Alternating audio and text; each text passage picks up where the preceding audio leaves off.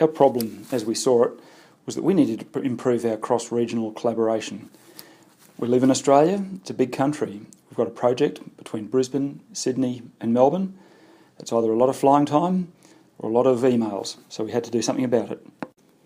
So what drove us to innovate? We realised that many of the collaboration issues that we were experiencing actually came about because we aren't actually always collaborating. Sometimes we're simply communicating. And on that basis, we may have been running around more than we needed to, flying between cities, using media that weren't appropriate for actually what we were trying to achieve. So we felt that the innovation was actually a charter that helped us work out the when, where, how, and why we should collaborate, and when we should simply be communicating. So what was holding us back? What was the constraint?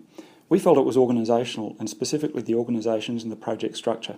Structure constrains us as costs, including travel, is approved by management, and way of working is reinforced through management culture. In addition, it is an enabler for team members to use appropriate collaborative behaviour without approval from project managers, and removes the expectation that project managers will travel to meet with them. The Collaboration Charter is a model of how to communicate and when to use face-to-face versus video conference or social media, for example. This will need senior management buy-off to sign off on some of the project costs and the tools that we're expecting to use, and also to have them reinforce and support the change in our project culture towards a more collaborative framework. For example, our telephone meetings will be supplemented with other communication processes like voice recordings, etc., that we can hold online. We implemented the innovation with the following steps. We agreed a basic structure for the Collaboration Charter amongst the team, and then we outlined the Charter's value to the team and the benefits to the senior management. We wrote a single-page summary for the executives, and then booked time with the senior management team and explained why it was important for us to meet.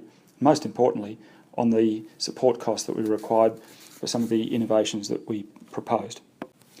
It's still early days in terms of the results, but the results that we have seen so far is that we have had support and reinforcement from the senior management team, not least because they're expecting to have fewer travel expenses to sign off on, but we also expect to be seeing more talking over video, getting people involved more frequently without having to have them travel as well, and also that we can maintain decisions in a video format even if people haven't been able to make certain meetings or workshops.